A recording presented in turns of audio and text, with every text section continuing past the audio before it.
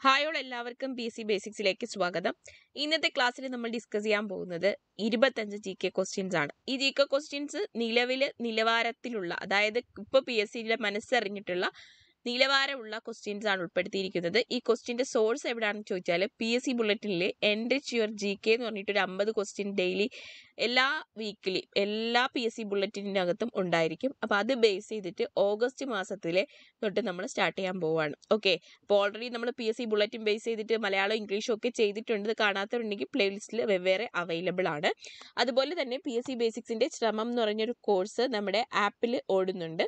അതായത് സെപ്റ്റംബർ 2, അതായത് ഇന്ന് മുതൽ നമ്മൾ പുതിയ ടൈം ടേബിൾ ആണ് ഉൾപ്പെടുത്തിയിട്ടുള്ളത്. അപ്പം നമ്മുടെ ടൈം ടേബിളിൻ്റെ കൂടെ പഠിച്ച് അത് ബേസ് ചെയ്ത് എക്സാംസ് ഒക്കെ എഴുതാൻ താല്പര്യമുള്ള ആൾക്കാർക്ക് ആ ഒരു കോഴ്സിൽ ജോയിൻ ചെയ്യാവുന്നതാണ്. അതിൻ്റെ കൂടുതൽ ഡീറ്റെയിൽസ് അറിയുന്നതിന് വേണ്ടിയിട്ടുള്ള ഫോൺ നമ്പറും ബാക്കി കാര്യങ്ങളും ഒക്കെ താഴെ ഞാൻ ഡിസ്ക്രിപ്ഷൻ ബോക്സിൽ കൊടുത്തേക്കാം. ഓക്കെ, അപ്പോൾ നമുക്ക് ക്ലാസ്സിലേക്ക് കിടക്കാം. ഒന്നാമത്തെ ചോദ്യം ഇതാണ്: ലോക കിസ്വാഹിലി ഭാഷാ ദിനം അല്ലെങ്കിൽ സ്വാഹിലി ഭാഷാ ദിനമായി ആചരിക്കുന്നത് എന്നാണ് ആചരിക്കുന്നത്? ക്വസ്റ്റ്യൻ കണ്ടിട്ട് ഞെട്ടണ്ട. നമ്മുടെ യുനെസ്കോ ഉണ്ടല്ലോ, യുനെസ്കോ ഈ വർഷം 2022 മുതൽ ലോക കിസ്വാഹിലി ഭാഷാ ദിനമായി ആചരിക്കാനായിട്ട് തീരുമാനിച്ചു. ഇത് ആഫ്രിക്കൻ രാജ്യത്തിലെ, അതായത് ആഫ്രിക്കൻ ഭൂഖണ്ഡത്തിലെ ആദ്യത്തെ ഭാഷ എന്നാണ് ഈ സ്വാഹിലി ഭാഷ അറിയപ്പെടുന്നത്. അപ്പോൾ പിന്നെ സ്വാഹിലി ഭാഷാ ദിനമായി ആചരിക്കുന്നത് ഏത് UN-ന്റെ ഘടകം എന്ന് ചോദിക്കും. അത് യുനെസ്കോയാണ്. ഇത് ആചരിക്കുന്ന ദിവസം ഏതാണ്? 2022 മുതലാണ് നമ്മൾ ആചരിച്ചു തുടങ്ങിയത്. ആൻസർ ഓപ്ഷൻ ബി ആണ്, ജൂലൈ 7 മുതലാണ് ലോക കിസ്വാഹിലി അല്ലെങ്കിൽ സ്വാഹിലി ഭാഷാ ദിനമായി ആചരിക്കുന്നത് ജൂലൈ 7 ആണ്. ഇതൊരു കറണ്ട് അഫയേഴ്സ് ക്വസ്റ്റ്യൻ ആണ്. ഓക്കെ, അടുത്ത രണ്ടാമത്തെ ക്വസ്റ്റ്യൻ: 2022 ലോക അത്ലറ്റിക് ചാമ്പ്യൻഷിപ്പിനെ കുറിച്ച് ഇനി പറയുന്ന പ്രസ്താവനകളിൽ ഏതാണ് ശരിയായിട്ടുള്ളത്? ഒന്നാമത്തെ പ്രസ്താവന: പുരുഷന്മാരുടെ ഹൈജമ്പിൽ ഖത്തറിന്റെ മുംതാസ് എസ്സ ബർഷീം സ്വർണം നേടി. പുരുഷന്മാരുടെ ഹൈജമ്പിൽ ഖത്തറിന്റെ മുംതാസ് ഇസ ബർഷി സ്വർണം നേടി. പുരുഷന്മാരുടെ 100 മീറ്ററിൽ യുണൈറ്റഡ് സ്റ്റേറ്റ്സ് ഫ്രെഡ് കർലി എന്ത് ചെയ്തു? സ്വർണം നേടി. ഓക്കെ, അടുത്തത് വനിതകളുടെ സ്വർണം നേടി മാരത്തണിൽ എത്യോപ്യൻ അത്ലറ്റ് ഗോട്ടിറ്റോ ഗെബ്രസ്ലേസ് സ്വർണം നേടി. ദെൻ 100 മീറ്ററിൽ എലൈൻ തോംസൺ സ്വർണം നേടി. ഇതിനകത്ത് ഏതാണ് ശരിയായിട്ടുള്ള പ്രസ്താവന എന്നാണ് ക്വസ്റ്റ്യൻ. ആൻസർ ഓപ്ഷൻ സി ആണ്. 1, 2, 3 എന്നിവ ശരിയായിട്ടുള്ള പ്രസ്താവനയാണ്. 1, 2, 3 എന്നിവ ശരിയായിട്ടുള്ള പ്രസ്താവനയാണ്. അപ്പൊ ഡിഗ്രി ലെവൽ പരീക്ഷകൾക്കൊക്കെ ചോദിക്കാൻ പറ്റിയ നല്ലൊരു ക്വസ്റ്റ്യൻ ആണിത്. 2022 ലോക അത്ലറ്റിക് ചാമ്പ്യൻഷിപ്പിനെ കുറിച്ചാണ് പറയുന്നത്. പുരുഷന്മാരുടെ ഹൈജമ്പിൽ ഖത്തറിന്റെ മുംതാസ് ഇസ ബർഷിമാണ് സ്വർണം നേടിയത്. പുരുഷന്മാരുടെ 100 മീറ്ററിൽ യുണൈറ്റഡ് സ്റ്റേറ്റ്സിന്റെ ഫ്രെഡ് കർലി സ്വർണം നേടി. വനിതകളുടെ സ്വർണം നേടി മാരത്തണിൽ ആരാണ്? എത്യോപ്യൻ അത്ലറ്റ് ആയ ഗോട്ടിറ്റോ ഗെബ്ലസിസ് സ്വർണം നേടി. ഓക്കെ, അപ്പോൾ ഇതിന് നാലാമത്തെ പ്രസ്താവന മാത്രം തെറ്റാണ്. ശരിയായിട്ടുള്ളത് 1, 2, 3 എന്നിവയാണ്. അപ്പോൾ ആൻസർ ഇവിടെ വരുന്നത് ഏതാണ്? ഓപ്ഷൻ സി ആണ് വരുന്നത്. നെക്സ്റ്റ് ക്വസ്റ്റ്യൻ: ലിസ്റ്റ് 1 വെള്ളച്ചാട്ടം. ലിസ്റ്റ് 1 തന്നിരിക്കുന്നത് വെള്ളച്ചാട്ടമാണ്. പട്ടിക 2 അത് വരുന്ന ജില്ലകളാണ്. ഇത് തമ്മിൽ എന്ത് ചെയ്യുക? ജോയിൻ ചെയ്യുക, ജോഡി തിരിച്ചെഴുതുക എന്നാണ് ക്വസ്റ്റ്യൻ. അപ്പൊ ആൻസർ നമുക്ക് പറഞ്ഞു നോക്കാം. ഒന്നാമത്തത് വാഴച്ചാല്. ഒന്നാമത്തത് ഏതാണ്? വാഴച്ചാല്.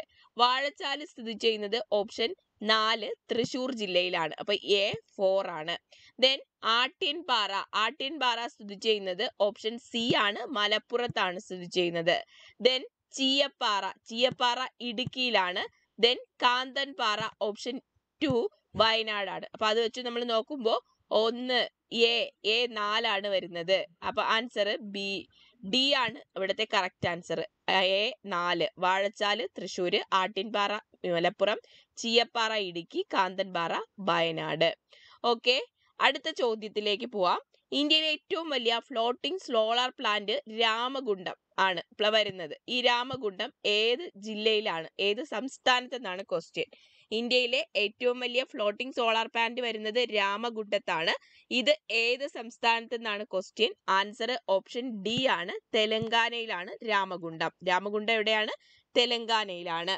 അടുത്ത ചോദ്യം: ഇന്ത്യയിൽ രാഷ്ട്രപതി തെരഞ്ഞെടുപ്പിൽ മത്സരിച്ച ആദ്യത്തെ വനിതാ സ്ഥാനാർത്ഥി ആരാണ്? ഇന്ത്യയിൽ രാഷ്ട്രപതി തെരഞ്ഞെടുപ്പിൽ മത്സരിച്ച ആദ്യത്തെ വനിതാ സ്ഥാനാർത്ഥി ആര്? ആൻസർ ഓപ്ഷൻ സി ആണ്, മനോഹര നിർമ്മല ഹോൾക്കർ ആണ്. മനോഹര നിർമ്മല ഹോൾക്കർ. ദെൻ തെൽസുയ യമാഗിഷി എന്ന പേരില് അടുത്തിടെ വാർത്തകളിൽ നിറഞ്ഞിരുന്നു. എന്തായിരുന്നു വാർത്ത? ഓപ്ഷൻ എ 2022 ടോക്കിയോയിലെ ഏറ്റവും പ്രായം കുറഞ്ഞ ഒളിമ്പിക് സ്വർണ്ണ മെഡൽ ജേതാവ്, എവറസ്റ്റ് കൊടുമുടി കയറുന്ന ഏറ്റവും പ്രായം കൂടിയ മനുഷ്യൻ, മുൻ ജാപ്പനീസ് പ്രധാനമന്ത്രി ഷിൻസോ ആബെയുടെ ഘാതകൻ, ബിറ്റ് കോയിൻ അവതരിപ്പിച്ചത് അദ്ദേഹമാണ്. ഇതിനകത്ത് ഏതാണ് തെൽസുയ യമാഗിഷി എന്ന പേരിൽ അടുത്തിടെ വാർത്തകളിൽ നിറഞ്ഞത്? ഏതാണ്? ആൻസർ ഓപ്ഷൻ സി ആണ്.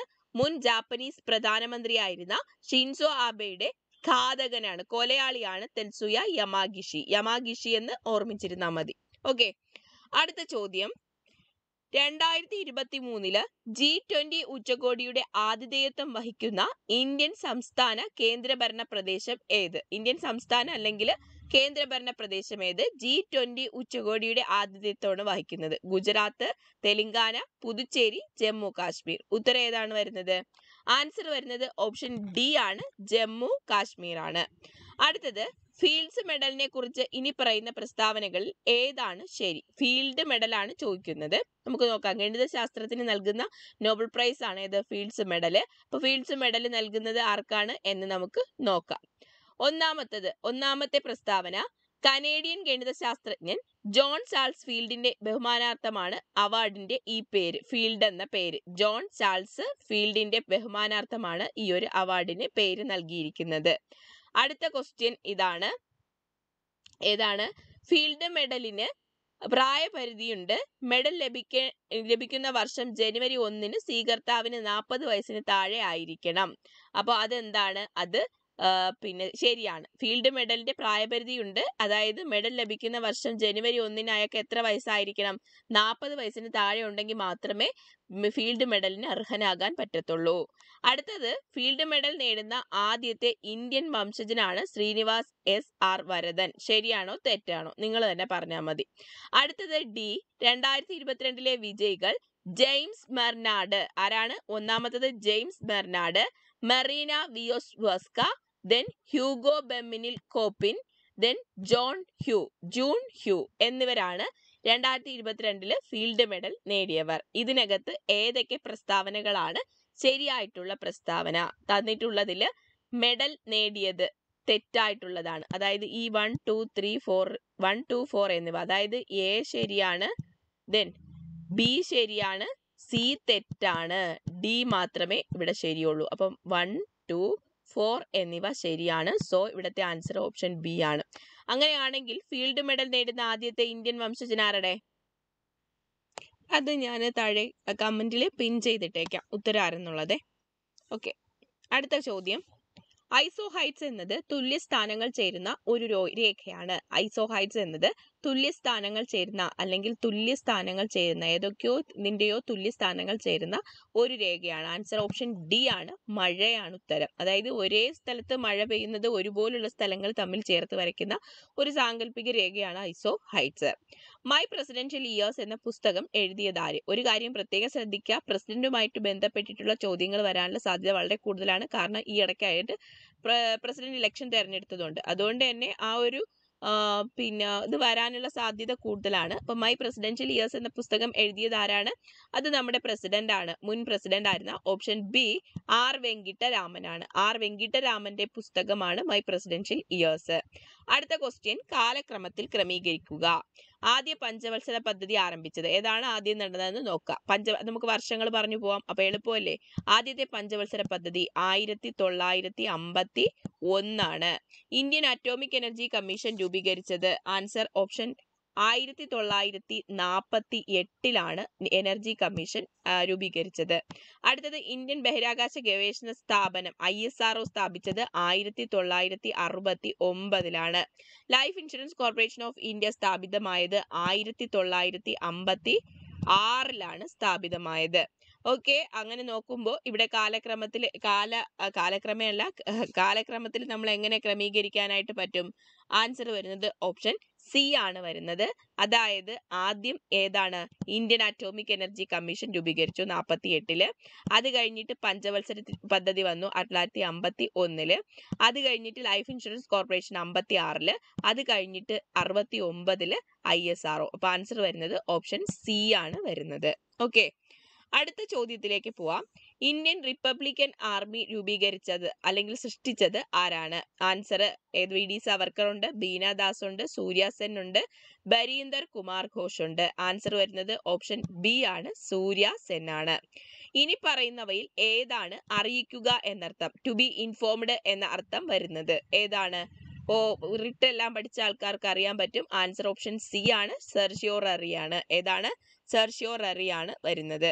അടുത്തത് 2022-ലെ 36-ാമത് ദേശീയ ഗെയിംസിന്റെ ആതിഥേയത്വം വഹിക്കുന്നത് ആരാണ്? ആതിഥേയത്വം വഹിക്കുന്നത് 2022-ലെ 36-ാമത് ദേശീയ ഗെയിംസിന്റെ ആതിഥേയത്വം വഹിക്കുന്നത് ഓപ്ഷൻ എ ആണ്, ഗുജറാത്ത് ആണ്. ആരാണ്? Gujarat. Okay, next question. JC Daniel അവാർഡിനെ കുറിച്ച് താഴെ പറയുന്നവയിൽ ഏതാണ് ശരിയായിട്ടുള്ള പ്രസ്താവനകൾ എന്നാണ് ക്വസ്റ്റ്യൻ. ആൻസർ നമുക്ക് ഓപ്ഷൻസ് വായിക്കാം. ഒന്നാമത്തെ പ്രസ്താവന, മലയാള സിനിമയിലെ കേരളത്തിന്റെ പരമോന്നത പുരസ്കാരം. ശരിയാണ്, JC ഡാനിയൽ അവാർഡാണ് മലയാള സിനിമയിലെ കേരളത്തിന്റെ പരമോന്നത പുരസ്കാരം. ഇത് സ്ഥാപിച്ചത് 1992-ലാണ്. പ്രസ്താവന ശരിയാണ്. അടുത്തത്, TE വാസുദേവനായിരുന്നു ആദ്യത്തെ സ്വീകർത്താവ്. അതായത് ആദ്യമായിട്ട് ഈ ഒരു അവാർഡ് ലഭിച്ചത് ആർക്കാണ്? TE വാസുദേവനാണ്. ദെൻ KP കുമാരനായിരുന്നു 2021-ലെ അവാർഡിനായി തിരഞ്ഞെടുത്തത്. അതും ശരിയായിട്ടുള്ള പ്രസ്താവനയാണ്. സോ ഇവിടെ റൈറ്റ് ആൻസർ വരുന്നത്, അതായത് തന്നിരിക്കുന്ന എല്ലാ പ്രസ്താവനകളും ശരിയാണ്. സോ ഇവിടെ ഓപ്ഷൻ ഡി 1, 2, 3, 4 എന്നിവ ശരിയാണ്. അപ്പൊ നമുക്കത് ഒന്നും കൂടി പറയാം. എന്തൊക്കെയാണ് പോയിന്റ്സ്? മലയാള സിനിമയിലെ കേരളത്തിന്റെ പരമോന്നത പുരസ്കാരമാണ് JC ഡാനിയൽ അവാർഡ്. 1992-ലാണ് ഇത് നൽകി തുടങ്ങിയത്.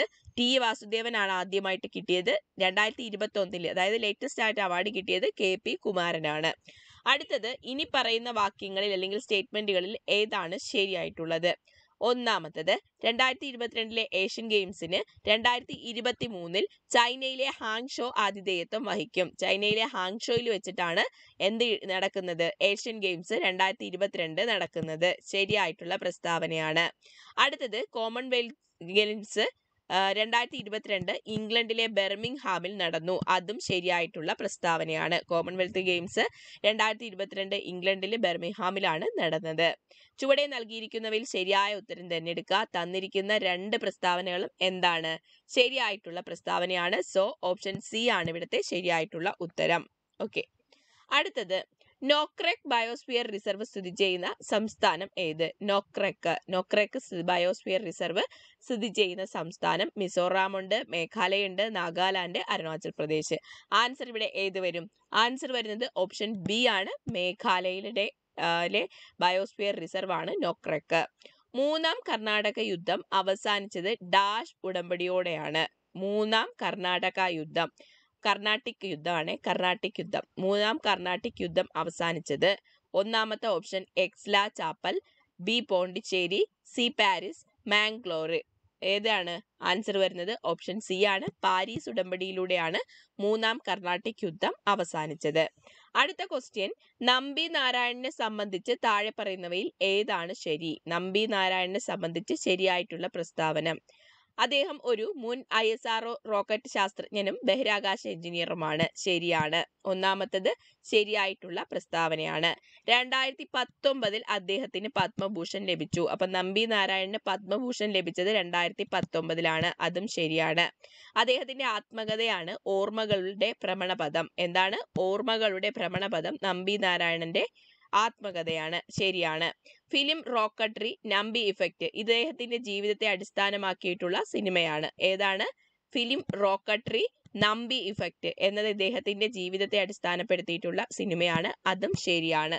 സോ തന്നിരിക്കുന്ന എല്ലാ പ്രസ്താവനകളും ശരിയാണ്. ആൻസർ വരുന്നത് ഓപ്ഷൻ എ ആണ്. അപ്പൊ നമ്പി നാരായണനെ പറ്റിയിട്ട് എന്തൊക്കെ അറിയാം? മുൻ ISRO ക്രിക്കറ്റ് ശാസ്ത്രജ്ഞനും ബഹിരാകാശ എഞ്ചിനീയറുമാണ്. 2019-ലാണ് അദ്ദേഹത്തിന് പത്മഭൂഷൺ ലഭിച്ചത്. ആത്മകഥ ഓർമ്മകളുടെ ഭ്രമണപഥം, ഫിലിം റോക്കട്രി നമ്പി ഇഫക്റ്റ് ഇദ്ദേഹത്തിന്റെ ജീവിതത്തെ അടിസ്ഥാനമാക്കിയുള്ള സിനിമയാണ്. അടുത്ത ചോദ്യം, ഇന്ത്യയിലെ നിലവിലെ UPSC ചെയർമാൻ ആരാണ്? മിതാല ജഗദീഷ് കുമാർ, ദെൻ മനോജ് സോണി, പരമേശ്വരൻ അയ്യർ, തപൻ കുമാർ ദേക്ക. ഏതാണ് ആൻസർ വരുന്നത്? ഓപ്ഷൻ ബി ആണ്, മനോജ് സോണിയാണ്. ഇന്ത്യയിലെ നിലവിലെ UPSC ചെയർമാൻ ആരാണ്? മനോജ് സോണിയാണ്. അടുത്ത ചോദ്യം, ഇനി പറയുന്ന ജോഡികൾ പരിഗണിച്ചിട്ട് ഇതിൽ പൊരുത്തപ്പെടാത്തത് ഏതെന്നാണ് കണ്ടുപിടിക്കാനുള്ളത്. ശരിയായിട്ടുള്ളതല്ല, തെറ്റായിട്ടുള്ളതാണ് കണ്ടുപിടിക്കാനുള്ളത്. 1 ജലശക്തി മന്ത്രി. ജലശക്തി മന്ത്രി ആരാണ്? ആൻസർ ഓപ്ഷൻ, അത് കറക്റ്റ് ആണ്, ഗജേന്ദ്ര സിംഗ് ഷെഖാവത്ത് ആണ് ജലശക്തി മന്ത്രി. അപ്പൊ ഇപ്പോഴേ പഠിച്ചു വെച്ചോ, ജലശക്തി മന്ത്രി ആരാണ്? ഗജേന്ദ്ര സിംഗ് ഷെഖാവത്ത് ആണ്. അടുത്തത് റെയിൽവേ മന്ത്രി. റെയിൽവേ മന്ത്രി ആരാണ്? റെയിൽവേ മന്ത്രി കിരൺ റിജ്ജു. റെയിൽവേ മന്ത്രി കിരൺ റിജ്ജു തെറ്റാണ്. അശ്വിനി വൈഷ്ണവ് ആണ് ശരിയായിട്ടുള്ളത്. അപ്പൊ കിരൺ റിജ്ജു എന്താണ്? തെറ്റായിട്ടുള്ളതാണ്. അടുത്തത് റെയിൽവേ മന്ത്രി അപ്പൊ നിലവിൽ ആരാണ്? അശ്വനി വൈഷ്ണവ് ആണ്. അശ്വനി വൈഷ്ണവ്. അടുത്തത് വിദേശകാര്യ മന്ത്രി രാജ്നാഥ് സിംഗ്. അതും തെറ്റാണ്. രാജ്നാഥ് സിംഗ് അല്ല വിദേശകാര്യ മന്ത്രി. ആരാണ്? എസ് ജയകുമാർ ആണ്. ഡോക്ടർ എസ് ജയകുമാർ ആണ്. ജയകുമാർ അല്ല, ജയശങ്കർ ആണ് വിദേശകാര്യ മന്ത്രി. നിലവിലെ വിദേശകാര്യ മന്ത്രി എസ് ജയശങ്കർ ആണ്. അടുത്തത് വിദ്യാഭ്യാസ മന്ത്രി ശരിയാണ്, ധർമ്മേന്ദ്ര പ്രധാൻ ആണ്. അപ്പോൾ 1ഉം 4ഉം ശരിയാണ്. തെറ്റായിട്ടുള്ളത് 2ഉം 3ഉം ആണ്. തെറ്റായിട്ടുള്ളത് ഏതൊക്കെയാണ്? 2ഉം 3ഉം ആണ് തെറ്റായിട്ടുള്ളത്. സോ ആൻസർ ഓപ്ഷൻ സി ആണ് വരുന്നത്. അപ്പൊ റെയിൽവേ മന്ത്രി ആരെന്ന് ഓർമ്മിച്ചു വെക്കുക? അശ്വിനി വൈഷ്ണവ് ആണ്.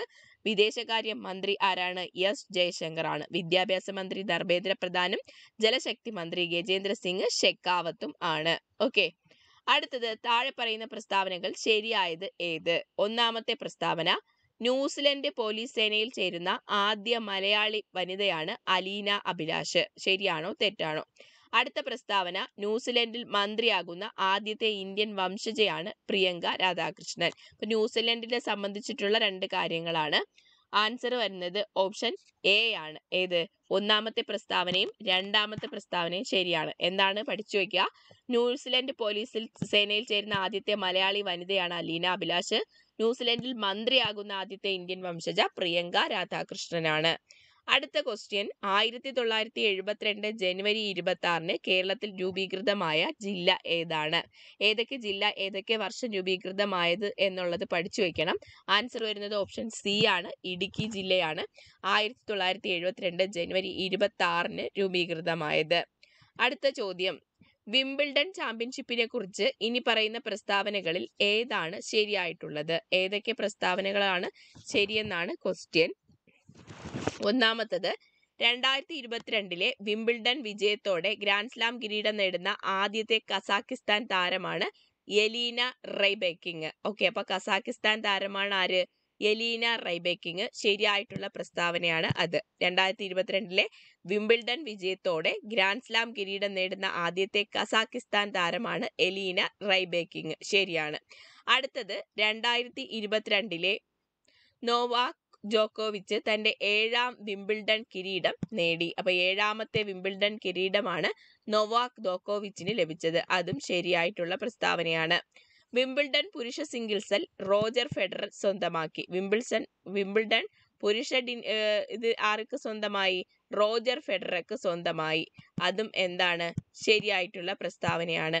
അപ്പൊ തന്നിരിക്കുന്ന 3 പ്രസ്താവനകളെയും എന്താണ്? ശരിയായിട്ടുള്ള പ്രസ്താവനയാണ്. ഓക്കെ, അടുത്ത ക്വസ്റ്റ്യൻ, ഈ ഉപദ്വീപിലെ ഏറ്റവും നീളം കൂടിയ നദി ഏതാണ്? ഉപദ്വീപിലെ ഏറ്റവും നീളം കൂടിയ നദി ഏതാണ്? കാവേരിയുണ്ട്, കൃഷ്ണയുണ്ട്, മഹാനദിയുണ്ട്, ദെൻ ഗോദാവരിയുണ്ട്. ആൻസർ വരുന്നത് ഓപ്ഷൻ ഡി ആണ്, ഗോദാവരിയാണ് ശരിയായിട്ടുള്ള ഉത്തരം. അപ്പൊ 25 ക്വസ്റ്റ്യൻസ് നമ്മൾ വർക്കൗട്ട് ചെയ്തു. പ്രസ്താവന ചോദ്യങ്ങൾ ഉൾപ്പെട്ടിരുന്നു. അപ്പൊ ഈ ക്വസ്റ്റ്യൻസ് വെച്ചിട്ട് നിങ്ങൾക്ക് എത്ര മാർക്ക് കിട്ടി എന്നുള്ളത് താഴെ കമന്റ് ചെയ്യുക. അതുപോലെ നിങ്ങൾക്ക് എന്തെങ്കിലും ഡൗട്ട്സ് ഉണ്ടെങ്കിലും കമന്റ് ചെയ്യുക. നമ്മുടെ ശ്രമം എന്ന് പറയുന്ന ആ ഒരു ഡിഗ്രി പ്രിലിംസ് കോഴ്സിൽ ജോയിൻ ചെയ്യാൻ താല്പര്യമുള്ള ആൾക്കാർ എത്രയും പെട്ടെന്ന് തന്നെ ജോയിൻ ചെയ്യുക. Thank you, all the best.